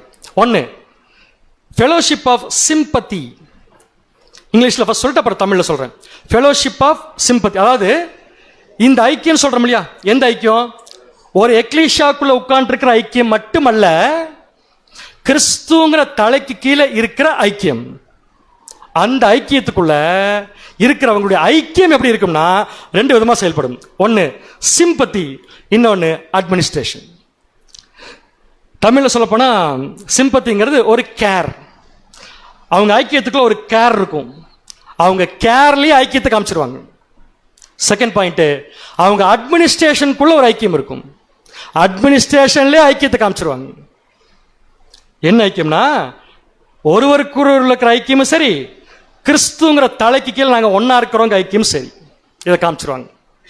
So first fellowship of sympathy, தமிழில் சொல்ல போனா the same care for one another, ஒருத்தர் இன்னொருத்தருக்கு கிடைக்கிற கேர். நீங்க சொல்லுங்க, கிறிஸ்துங்கிற தலைக்கு கீழே இருக்கிற எல்லாராலும் தான் ஒரு சகோதரனுக்கு இன்னொரு சகோதரன் கேர் எடுக்க முடியும். சொல்ற கருத்து ஒத்துக்கிறீங்களா? இல்லையே, நாங்கள் எல்லாரும் கேர் எடுக்கிறோமே, எடுக்கிறோம், கரெக்ட். ஒரு சகோதரன் கிறிஸ்துங்கிற தலைக்கீழ செயல்படல, அதாவது அனுதினமும் மாம்சத்தை கொள்ளல, கிறிஸ்துடைய தலைக்கு கீழே இல்ல. அவர் கிறிஸ்துடைய தலைக்கு இருக்கிற இன்னொரு சகோதரனுக்கு ஹெல்ப் பண்ண முடியுமா? கேள்வி புரியலையா? திருப்பி கேட்கணுமா? தலை சரீரம், இந்த தலைக்கு கீழே இருக்கிறவங்களுக்குள்ளதான் இந்த ஐக்கியத்தை பத்தி அவர் பேசுறாரு. முதல் பாயிண்ட் சிம்பத்தி, கேர், ஒருத்தருக்குள்ள ஒருத்தருக்கு எடுக்கிற கேர். இந்த ஒருத்தருக்குள்ள ஒருத்தருங்கிறது கிறிஸ்துங்கிற தலைக்கு கீழே இல்லாம முழுசா பலி செலுத்த முடியாத ஒரு சகோதரன், கிறிஸ்துங்கிற தலைக்கு கீழே முழுசா பலி செலுத்திட்டு இருக்கிற ஒரு சகோதரன். இந்த சகோதரனுக்கு இந்த சகோதரன் கேர் எடுத்தா அது ஐக்கியமான்னு கேட்கறேன். தெளிவான பதில் இல்லை. ஏன் இல்லை?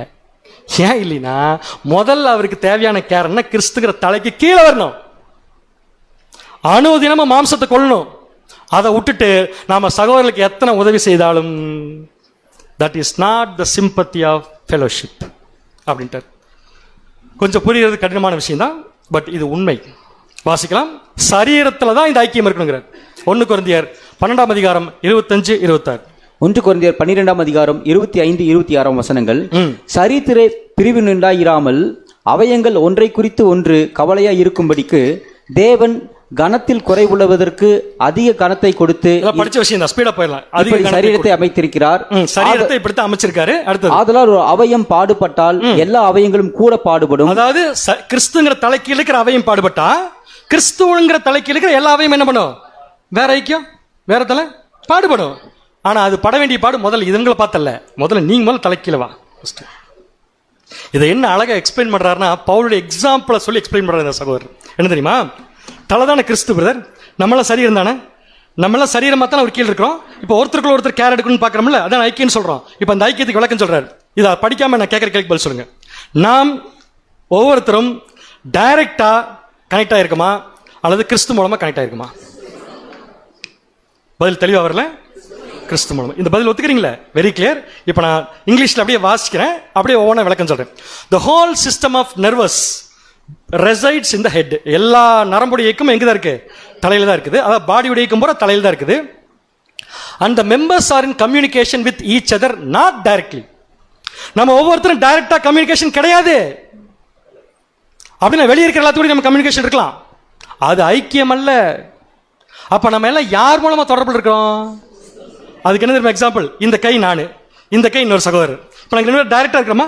ஐக்கியமா இருக்கு? சொல்றது பார்த்து இருக்க மாட்டிருக்கு. டைரக்டா இல்ல. ஏன்னா இந்த கையை இயக்கிறதுக்கு தலைக்கு தான் கமெண்ட் போகணும். இந்த கையை இயக்கணும்னு சொன்னா கூட டைரக்டா போய் சொல்ல முடியாது. எங்க போகணும்? இப்ப சொல்லுங்க, நம்ம டைரக்டா ஒருத்தர் கண்ட்ரோல் ஆயிருக்குமா? அப்ப யார் மூலமா கண்ட்ரோல் ஆயிருக்கும்? அப்ப கிறிஸ்து மூலமா கண்ட்ரோல் ஆயிருக்குன்னா, கிறிஸ்து மூலமா கண்ட்ரோல் ஆகாத ஒரு சகோதரன் எப்படி கிறிஸ்து மூலம் கண்ட்ரோல் ஆகிற ஒரு சகோதரனுக்கு ஹெல்ப் பண்ண முடியும்? அது உலக பிரகாரமான உதவியா வேணா இருக்கலாம். அன்பான சகோதர சோதரிலே, அடுத்த பாயிண்ட்டுக்கு போலாம். ஃபெலோஷிப் ஆஃப் அட்மினிஸ்ட்ரேஷன் படிக்க ஆக்சுவலா 29 பக்கம் இருக்கு இந்த சப்ஜெக்ட். நான் வந்து சுருக்கமாக தான் எடுத்திருக்கிறது, அதனால ரொம்ப ஸ்பீடா போறேன் சப்ஜெக்ட் முடிக்கணுங்கிறதுக்காக. ஃபர்ஸ்ட் பாயிண்ட், நம்ம ஐக்கியத்தில் இருக்கோம்னு காமிக்கிறது கேர். என்ன கேர்? எல்லாரும் யாருக்குள்ள இணைஞ்சிருக்கோம்? கிறிஸ்துங்கிற தலைக்கில் இருக்கும். அடுத்தது ஃபெலோஷிப் ஆஃப் அட்மினிஸ்ட்ரேஷன். சிம்பிள், வேற ஒண்ணும் இல்ல. Performance of the functions of the body. நம்ம எப்படி இயங்கணும் ஒருத்தருக்குள்ள ஒருத்தர். நான் சொல்றது கிறிஸ்துங்கிற தலை கீழே இல்லாத, விட்டுருங்க, கிறிஸ்துங்கிற தலைக்கு கீழே இருக்கிற நாம எல்லாரும் எப்படி இயங்கணுங்கிற அட்மினிஸ்ட்ரேஷன் எப்படி இருக்கணும்னா, யாரும் யாரையும் வேண்டான்னு சொல்லக்கூடாது.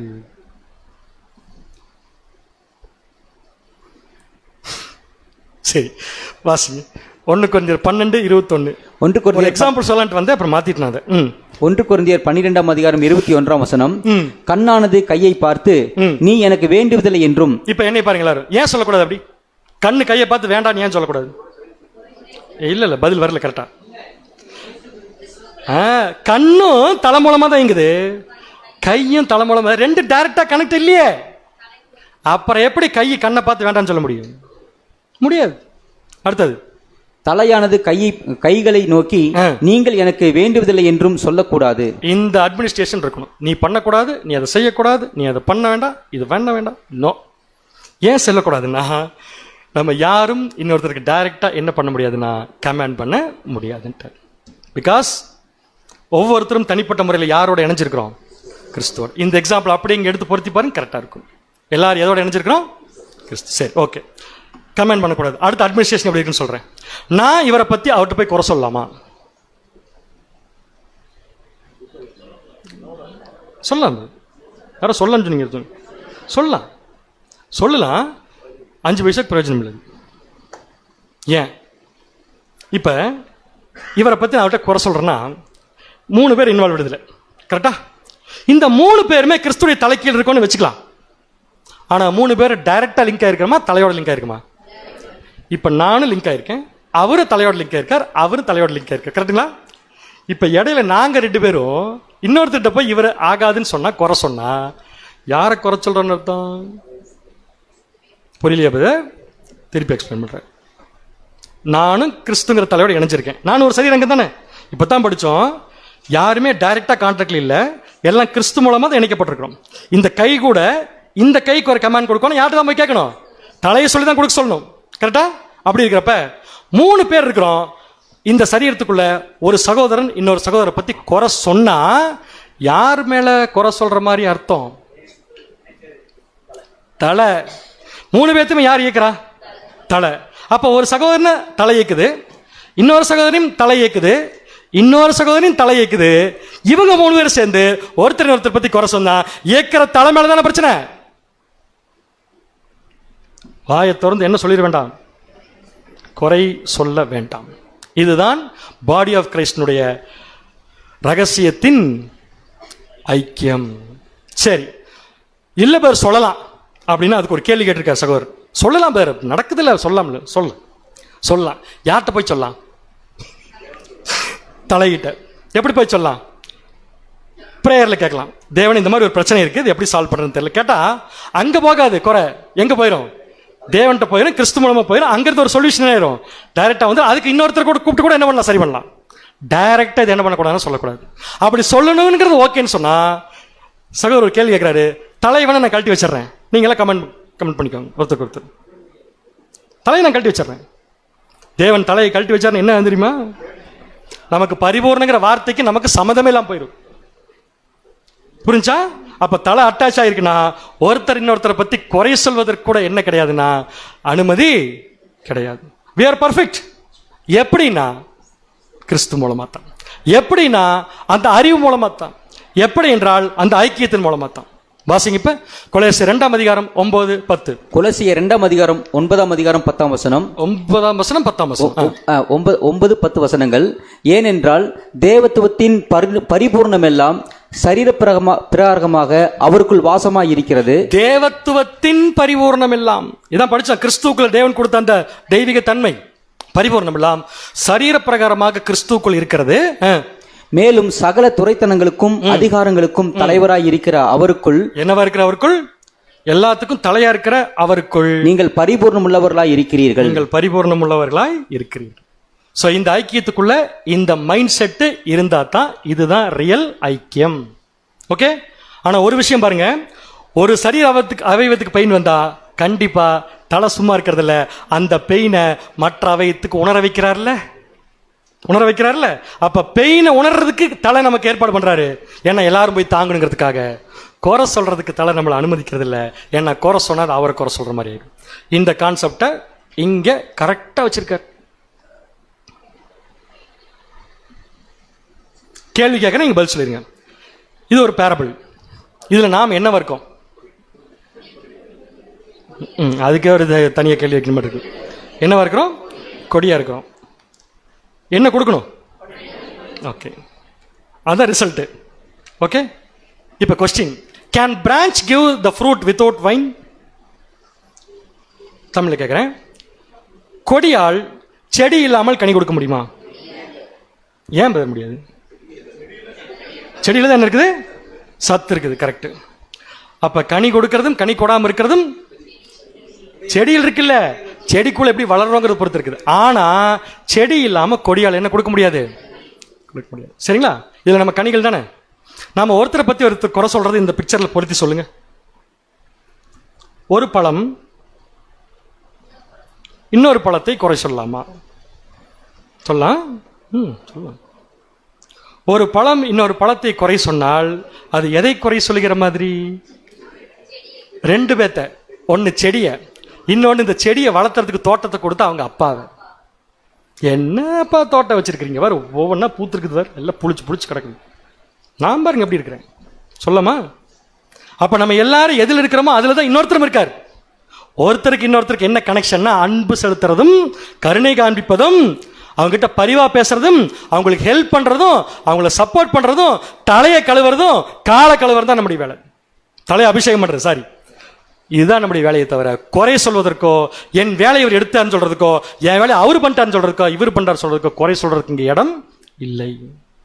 இது எல்லாமே யாருடைய கண்ட்ரோல் இருக்குன்னு பாத்தீங்கன்னா செடி யாருடைய கண்ட்ரோல் இருக்குன்னா மரம் யாருடைய கண்ட்ரோல் இருக்குன்னா தோட்டக்காரர் யாருன்னு பாத்தீங்கன்னா பிதாவாகிய தேவன். சரிங்களா? ஸோ ரகசியம் முடிஞ்சது, ரகசியத்தில் உள்ள ஞானம் முடிஞ்சது, ஞானம் நல்லா முடிஞ்சது. நல்லா பிரசங்கிக்கணும் கிறிஸ்துவ. எப்படி? மைக் போட்டு பிரசங்கிக்கிறது பேசிக் சப்ஜெக்ட் எடுக்கிறப்ப வாழ்க்கை பூரா பிரசங்கிக்கிறதுக்கு வழி பழைய மனுஷனை கொன்னு கிறிஸ்துவுடைய சிலுவையில் அறையப்பட்ட குரூசிபிகேஷனை மற்ற ஜனங்களுக்கு அறிவிக்கணும். 3வது ஐக்கியம் இருக்கணும். யாரு கூடனா? தலைக்கு கீழே இருக்கிற ஒவ்வொருத்தருக்குள்ளேயும் ஐக்கியம் இருக்கணும். அந்த ஐக்கியத்தை 2ஆ பிரிக்கிறோம். ஒன்னு லவ் அண்ட் கேர், இன்னொன்னு அட்மினிஸ்ட்ரேஷன். ரெண்டு விதத்தில் ஞாபகம் வச்சுக்க வேண்டிய விஷயம், we are not directly connected one each other. ஒருத்தருக்குள்ள ஒருத்தர் டைரக்ட் என்ன ஆகல, கனெக்ட் ஆகல. எல்லாரும் கிறிஸ்துங்கிற தலைக்குள்ளதான் என்ன பண்ணிருக்கோம்னா கனெக்ட் ஆயிருக்கும். இப்ப சொல்லுங்க, கிறிஸ்து இல்லைன்னா நாம அதுக்கப்புறம் என்ன சொல்றது? வாசிங்க எபேசியர் 2:10. எபேசியர் 2:10. ஏனெனில் நற்கிரியைகளை செய்கிறதற்கு, என்ன செய்யறதற்கு நாம் கிறிஸ்து இயேசுவுக்குள் சிருஷ்டிக்கப்பட்டு, அங்க பாயிண்ட் தான், நம்முடைய புது சிருஷ்டி டெவலப் ஆகிறது கிறிஸ்து இயேசு மூலமா தான் சிருஷ்டிக்கப்பட்டு தேவனுடைய செய்கையாய் இருக்கிறோம். நாம் என்னவா இருக்கிறோம்? அப்ப நம்ம செய்யறதெல்லாம் யார் செய்யறது? அப்படி இருக்கணும், அந்த தலைக்கீழ் இருக்கிறப்ப செய்கையா இருக்கிறோம். அவைகளில் நாம் நடக்கும்படி அவர் முன்னதாக அவைகளை ஆயத்தம் பண்ணி இருக்கிறார். அன்பான சகோதர சகோதரிகளே, நாம் அனைவரும் நான் சொல்றது தலைக்கு கீழே அங்கமா இருக்கிற நம்ம அனைவரும் ஒன்னா சேர்ந்து ஒரே அப்பத்தையும் ஒரே திராட்சரசையும் ஒரு பார்ட் எடுத்து நம்ம என்ன பண்ண போறோம்னா பங்கு கொள்ள போறோம். அப்படி பங்கு கொள்றப்ப முக்கியமா ஞாபகம் வைக்க வேண்டிய விஷயம் என்ன, நாம் இந்த தலைக்கு கீழே ஒன்னா இருக்கிறோங்கிற ஃபர்ஸ்ட் அந்த ஃபெய்த். அடுத்தது அந்த தலைக்கு கீழே நம்ம ஐக்கியமா இருக்கிறோம் அப்படிங்கிற ஃபெய்த். அந்த ஐக்கியம் உலக பிரகாரமான ஐக்கியத்திற்கு அப்பாற்பட்ட விஷயம். மற்ற விஷயம் செய்யறது தப்புன்னு சொல்ல வரல, மற்றது நம்ம ஹெல்ப் பண்றதுல தப்புன்னு சொல்ல வரல. ஆனா இங்க செய்ய வேண்டிய விஷயத்தை கோட்டை விட்டோம்னா அது தப்பு தான். அதனால நாம் எல்லாரும் நம்ம பக்கத்தில் உட்காந்துருக்கவங்களை எப்படி பார்க்கணும்? திரும்பி பார்க்கணும்னு சொல்லிடுறாங்க. எப்படி பார்க்கணும்? எதுக்கு பக்கத்தில் உட்கார வச்சிருக்காரு தேவனவங்கள? ஏதாவது குறும் பண்ணா சொல்லி என்ன பண்ணலாம், அங்க சொல்லி திருத்தலாம். அவங்களுக்கு ஏதாவது கஷ்டம்னா ஹெல்ப் பண்ணலாம். அவங்களுக்கு கஷ்டம் ஹெல்ப் பண்ற நாம அனுதினமும் செத்து கொண்டிருக்கிறோமாங்கிறத என்ஷூர் பண்ணிக்கணும். அதுவும் ரொம்ப முக்கியமான விஷயம். வாசிக்கலாம் 1 பேதுரு 1:8, 9. 1 பேதுரு 1:8-9. அவரை நீங்கள் காணாமல் இருந்தும் அவரிடத்தில் அன்பு கூறுகிறீர்கள். ஆமா, அப்படிதான் பேர். இயேசு கிறிஸ்துவ பார்க்கறதில்ல, ஆனா அவர் நம்ம என்ன பண்றோம்? எப்படி பேர்? அதுல சந்தோஷமே வரலையே, எப்படி சொல்றதுன்னு தெரியல. எப்படி அன்பு கூறுறோம்? காணாமல் இருந்தும். நாங்க எங்க பார்க்காம இருக்கிறோம்? அப்படி சொல்லணும் பதில். நாங்க தான் பார்த்துட்டு இருக்கிறோம் டெய்லி. கிறிஸ்து பட்ட பாடுகளை என் சகோதரன் அனுபவிக்கிறார், அவர் தான் எனக்கு கிறிஸ்து.